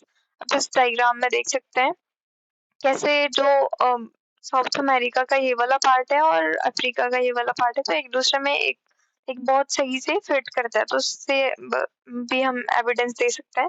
Fossil evidence ये है कि दोनों की जो लाइक फॉसिल्स मिले हैं वो सेम है। मिस्टोसॉरस फ्रेश वाटर रेप्टाइल था, और इसके फॉसिल साउथ अमेरिका और अफ्रीका दोनों में मिले हैं, जबकि ग्लोसोपैरिस एक फर्न प्लांट है और उसके fossils Africa, India, south America and Antarctica तीनों में मिले हैं। अगला है rock and mountain correlation. Similar rock formation and mountain ranges found on different continents. Appalachian mountain north America में पाए गए हैं, वैसे स्कैंडिनेवियन में भी पाए गए हैं, और जैसे जियोलॉजिकल स्ट्रक्चर ब्राजील का है वो पूरा अलाइन होता है वेस्ट अफ्रीका से। उसके अलावा पैलियो क्लाइमेटिक एविडेंस, क्लाइमेट के भी एविडेंस है कि ग्लेशियर डिपॉजिट्स हैं वो ट्रॉपिकल रीजन में फाउंड किए गए हैं, इंडिया, अफ्रीका और साउथ अमेरिका के। कोल के डिपॉजिट फाउंड किए गए हैं अंटार्कटिका में, तो उससे भी पता चलता है कि वो कभी एक ही लाइक सुपर कॉन्टिनेंट का पार्ट थे। Then distribution of living species. Similar species of plant and animal found on continent now separated by ocean. तो अभी तो ओशन बन चुका है बट उसकी जो स्पीशीज है वो सेम ही है. जैसे certain earth form and freshwater organism shows distribution pattern that support continental connection. तो ये भी हम बता सकते हैं. एक पैंजिया का पार्ट होते थे सारे कॉन्टिनेंट, वो प्लेट टेक्टोनिक थ्योरी भी आई थी इसके बाद. उसमें भी ये चीजें मेंशन की गई थी कि प्लेट्स की वजह से वो एक दूसरे से अलग हो चुके हैं, तो वो भी हम मेंशन करेंगे इस क्वेश्चन में. अगला है explain any three types of glacier. Glacier के थ्री टाइप्स को आपने मेंशन करना है. ग्लेशियर क्या होता है वो आप पहले बताएंगे इसमें कि वो large moving masses of ice है जो कॉम्पैक्टेड स्नो की वजह से फॉर्म होता है, और ये काफी सारे लैंडस्केप को फॉर्म करता है जिससे मतलब इससे एरोजन और डिपोजिशन भी होता है. थ्री टाइप ऑफ ग्लेशियर्स हैं: valley glacier, continental glacier and सब ग्लेशियर्स. वैली ग्लेशियर्स होते हैं long narrow glaciers that flow down mountain valleys. जैसे फोटो में आप देख सकते हैं वैली ग्लेशियर ये वाला है जो लाइक माउंटेन से आ रहा है फ्लो करता हुआ. तो अलास्का वैली ग्लेशियर और एल्प्स वैली ग्लेशियर इसके एग्जांपल्स हैं. और इसमें अगला है continental glacier, massive ice sheet that cover large portion of continent. तो काफी सारा कॉन्टिनेंट का पार्ट है कॉन्टिनेंटल ग्लेशियर में होता है. Antarctica is the biggest example, Greenland is the biggest example. Cirque glacier है small glacier that form a bowl shape depression. Cirque glacier यहाँ पे है बाउल शेप, लाइक ये थोड़ा सा बाउल शेप में होगा, तो वो आप इसमें मेंशन करेंगे. Sir glacier are common in Rocky Mountains and Himalayas. अगला क्वेश्चन है explain the two approaches of slope development. Slope development की आपको टू अप्रोचेस बतानी है. एक तो है पैंक की, दूसरी है डेविस की. पैंक की सबसे पहले देखेंगे डेविस की स्लोप डिक्लाइन थ्योरी. ये विलियम मॉरिस डेविस ने दी थी, और इसमें इन्होंने बताया था कि slope gradually becomes gentler as erosion progress through his cycle of erosion model. तो वो हम बता सकते हैं तीन स्टेजेस के बारे में इन्होंने मेंशन किया था: youthful stage, mature stage and old stage. Youthful stage में जो स्लोप है काफी स्टीप होती है क्योंकि उसमें एक्टिव अपलिफ्ट होता है और रिवर इंसिजन होता है. मैच्योर स्टेज में थोड़ी कम स्टीप होती जाती है क्योंकि इरोजन हो रहा है और उसकी वजह से रिलीफ रिड्यूस हो रहा है. और ओल्ड स्टेज में जो है वो स्लोप काफी जेंटल हो जाती है, जस्ट लाइक प्लेन लगती है वो, जिसको हम पेनी प्लेन भी कहते हैं. की कॉन्सेप्ट्स क्या है इसके कि slope angle decreases continuously showing a decline in steepness. Example Appalachian Mountain in USA where slope have reduced in steepness due to prolonged erosion. काफी इरोजन होने की वजह से Appalachian Mountains में जो स्लोप है वो मेच्योर स्टेज पे आ चुकी है. अगला है पैंक की स्लोप रिप्लेसमेंट थ्योरी. तो उन्होंने वॉल्टर प्लैंक ने ये थ्योरी दी थी, और इसमें उन्होंने बताया था कि स्लोप जो है वो रिप्लेस हो जाती है बट डिक्लाइन नहीं होती है. और इसका इन्होंने बताया था कि पहले ये जो स्लोप है वो कन्वेक्स है, उसके बाद ये कनकेव हो जाती है, वो इन्होंने बताया था. और इन दोनों इसका जो एग्जांपल है many landscape in arid region such as part of Africa show parallel retreat of slope forming pediments and inselbergs. ये आप बता सकते हैं. उसमें दोनों के एग्जांपल्स हैं स्लोप एंगल डेविस वाले में ग्रेजुअली डिक्रीज हो रहा है और पैंक वाले में मेंटेन कर रहा है स्टीप एंगल को. प्रोसेस है डेविस वाले में डिक्लाइन इन स्टीपनेस और पैंक में है पैरेलल रिट्रीट टू स्लोप. और इसमें end result gentle peneplain बनता है डेविस में, और पैंक में पेडिमेंट्स और इंसलबर्ग्स बनते हैं. डेविस का फोकस था time stages youth to old में, और पैंक का था जब कॉन्टिन्यूस स्लोप रिप्लेसमेंट की वो रिप्लेस होती है, तो जरूरी नहीं है कि तीनों एक उसमें ही चलेंगे, यूथ, मैच्योर और ओल्ड, वो अलग अलग भी हो सकती है. नेक्स्ट है what are tools and techniques used in geomorphology for measuring landform. Landform measure करने के लिए हम कौन कौन से टूल्स एंड टेक्निक्स को यूज कर सकते हैं वो आपने बताना है. तो इसमें आ गया सबसे पहले मैपिंग टेक्निक्स और modern technologies like remote sensing and GIS के बारे में आपको बताना है. सबसे पहले टूल्स के बारे में बात करते हैं. फर्स्ट है टोपोग्राफिक मैप, जिसमें हम एलिवेशन, स्लोप और रिलीफ देखते हैं किसी भी फीचर की, वैलीज, रीजेस और ड्रेनेज पैटर्न. जियोलॉजिकल मैप्स, जिसमें रॉक टाइप स्ट्रक्चर्स को देखा जाता है, block diagram and cross sections. Landforms का 3 डायमेंशनल रिलेशनशिप को विजुलाइज करने के लिए देखते हैं। एरियल फोटोग्राफी जिसमें bird's eye view of terrain provide होता है, और उसके अलावा सैटेलाइट इमेजरी जिसमें हाई रेजोल्यूशन इमेजेस हम लेते हैं, allow monitoring of glacier deserts and coastal changes, soil maps and climatic data. तो कैसे हम सॉइल मैप्स भी बनाते हैं, क्लाइमेट का डेटा भी लेते हैं।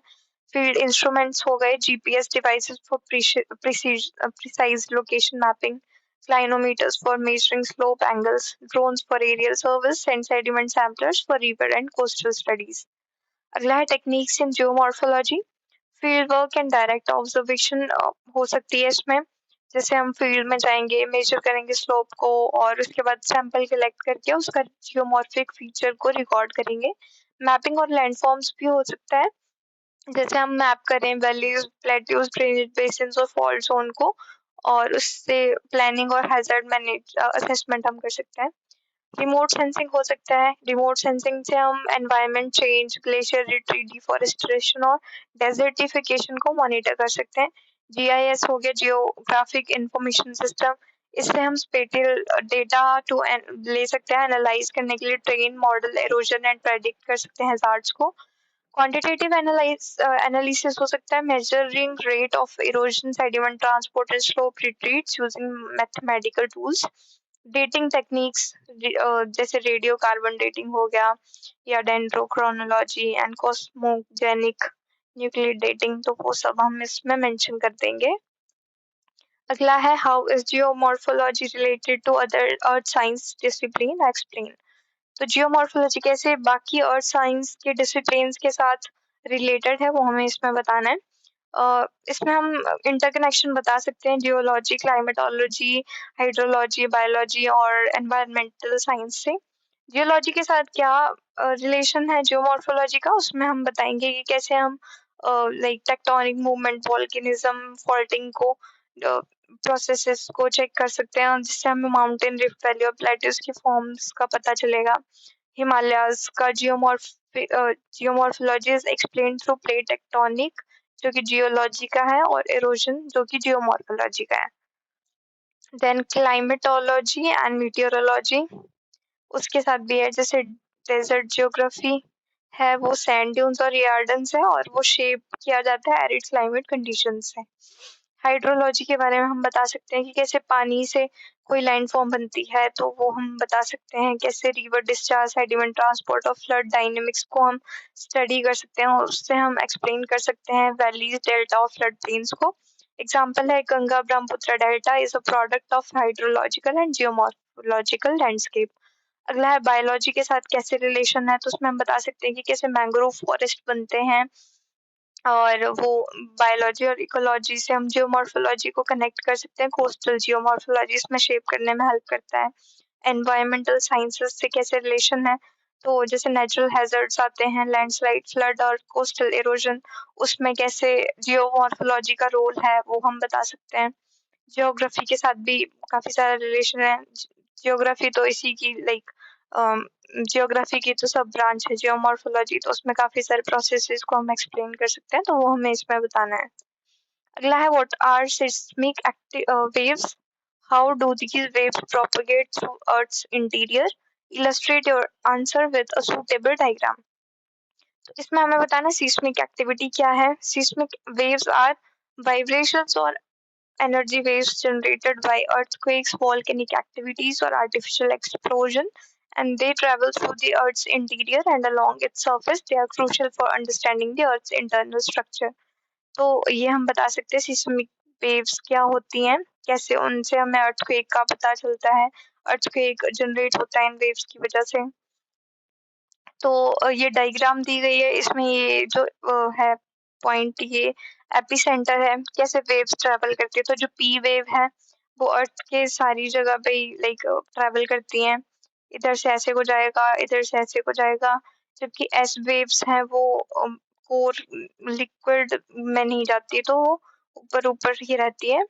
एल वेव्स और सरफेस वेव्स जो है वो आउटर लेयर पे रहती हैं, तो वो हमें 3 टाइप की वेव्स के बारे में हम इसमें बता सकते हैं, और ये इसका चार्ट भी है, तो उससे आप डिफरेंशिएट भी कर सकते हैं। पी वेव्स का जो मोशन है वो कंप्रेशनल है, एस वेव्स का shear है, सरफेस वेव का रोलिंग और हॉरिजेंटल मोशन है।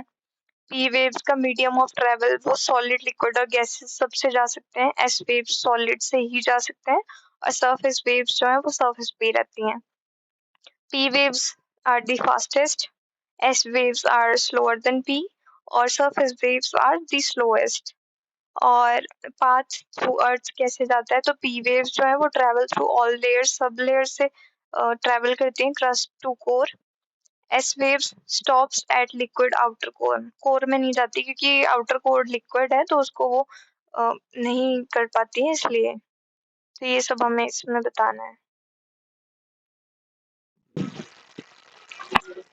दोस्तों वीडियो काफी लंबी हो गई है, अब जल्दी जल्दी सेक्शन सी के क्वेश्चन भी एक बच्ची डिस्कस कर लेते हैं।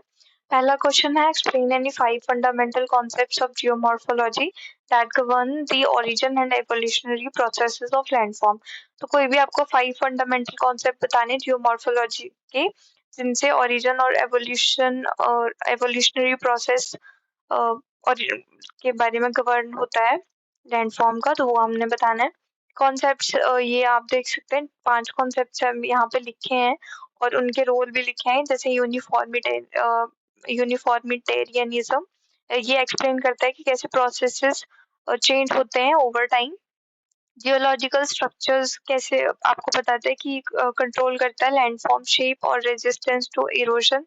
देन जियोमॉर्फिक प्रोसेसेस, ये ड्राइव करता है इरोजन और डेपोजिशन और ट्रांसफॉर्मेशन। लैंडफॉर्म डेवलपमेंट इसमें शो करता है कि स्टेजेस क्या क्या है लैंडस्केप इवोल्यूशन के। और क्लाइमेटिक इन्फ्लुएंस, कि कैसे डोमिनेंट प्रोसेसेस और डिटरमाइन करते हैं और लैंडफॉर्म टाइप्स को।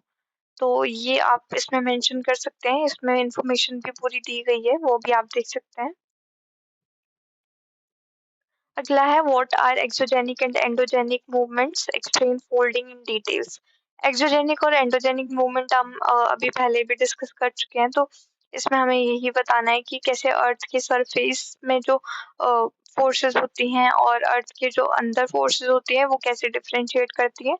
और फोल्डिंग के बारे में हम अभी इसमें मेंशन करेंगे कि कैसे फोल्ड्स के बारे में भी हम पढ़ चुके हैं ना, 4 टाइप्स ऑफ फोल्ड्स हमने पढ़ा था, एंटीक्लाइन, सिंक्लाइन, रिकम्बेंट एंड ओवरथ्रस्ट हमने पढ़ा था, तो वो भी आप इसके थ्रू आप मेंशन कर सकते हैं।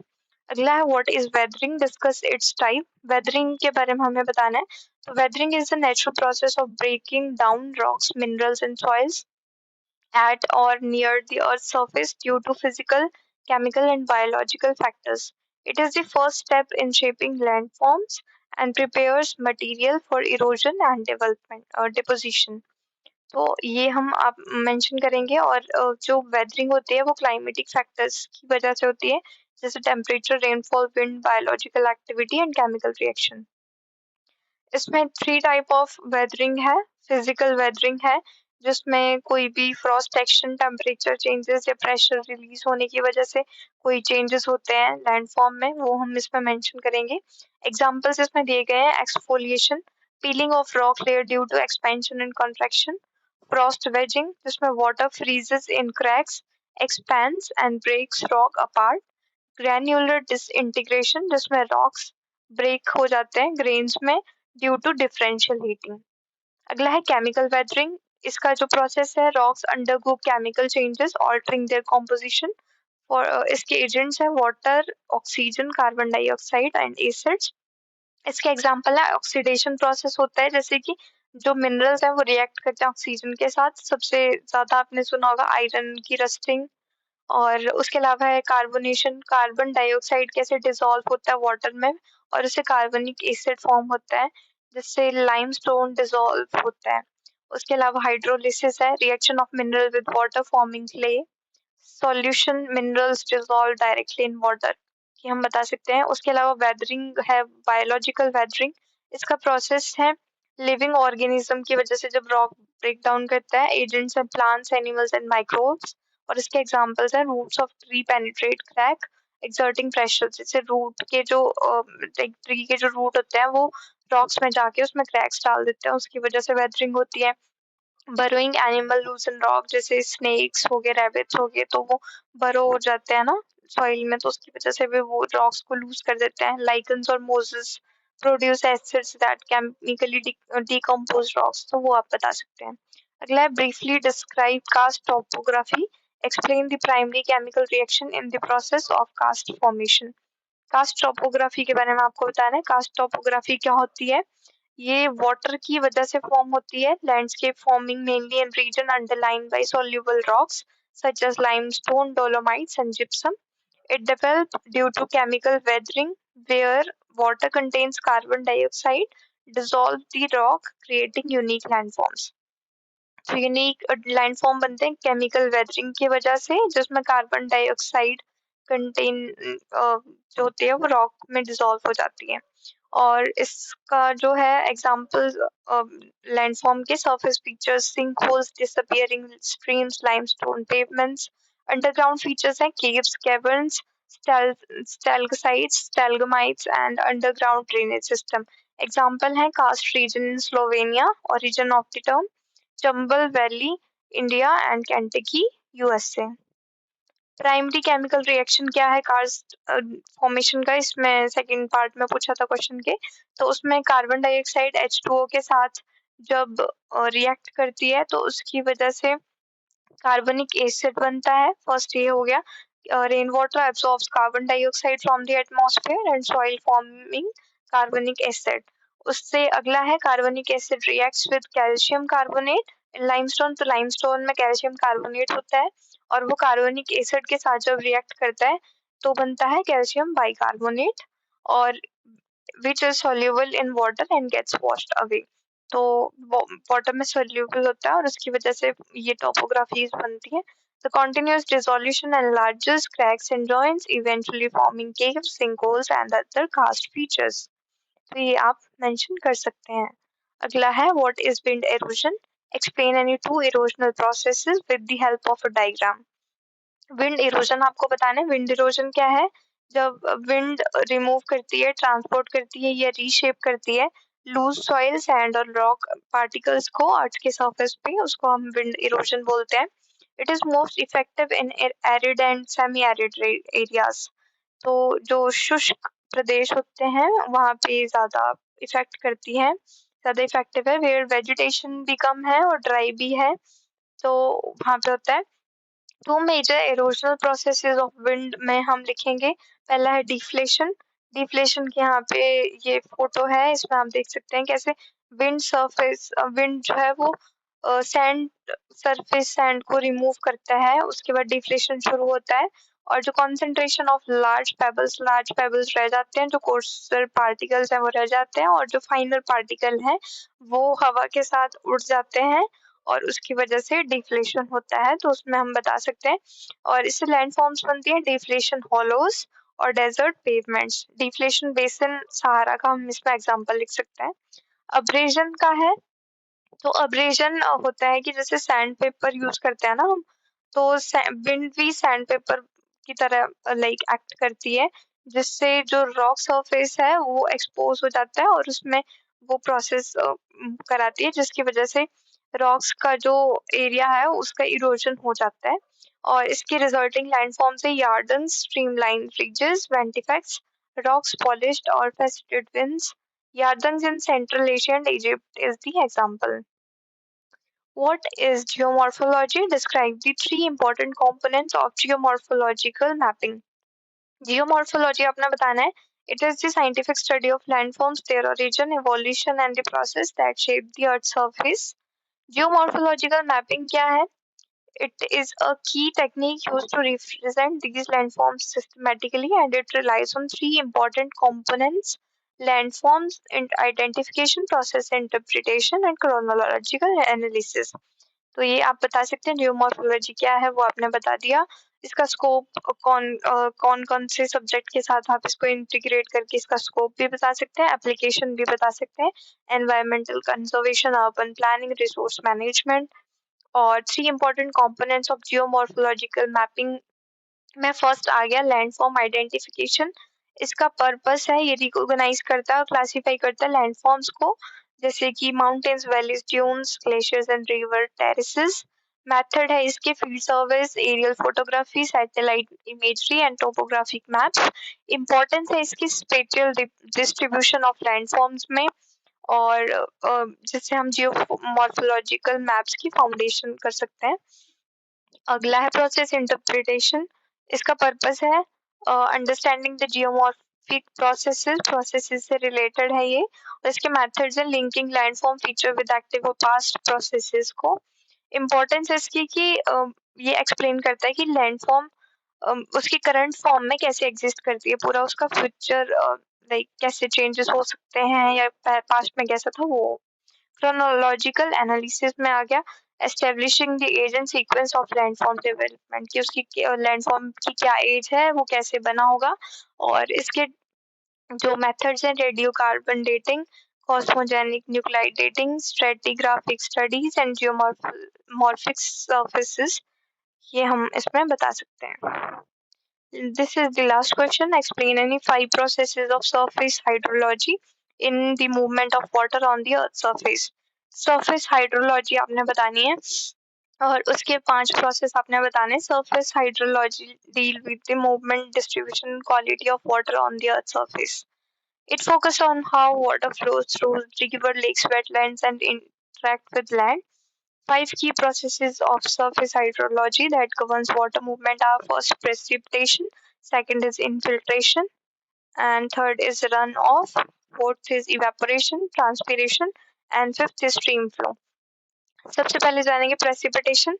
जब भी वाटर अर्थ पे वापस आते हैं in the form of rain, snow, sleet and hail, और इसका हाइड्रोलॉजी में रोल ये है कि ये प्राइमरी इनपुट है of water into the hydrological cycle. इसका इम्पैक्ट है डिटरमाइन करता है river flow, ground water recharge and flood potential को। उसके अगला है इनफिल्ट्रेशन। इसकी definition: the downward movement of water from the surface into the soil. Role in hydrology: control how much water enters the ground versus how much runoff. Factor है soil type, vegetation cover, slope and rainfall intensity. Impact है ये influence करता है groundwater discharge recharge को and reduce करता है surface flooding को। यहाँ पे ये बताया गया ना, डायग्राम में भी है। प्रेसिपिटेशन, जब रेनफॉल हो रहा है तो उसको प्रेसिपिटेशन बोलेंगे। इनफिल्ट्रेशन का ये है जब पानी सरफेस से जाता है सॉइल में तो वो इनफिल्ट्रेशन है।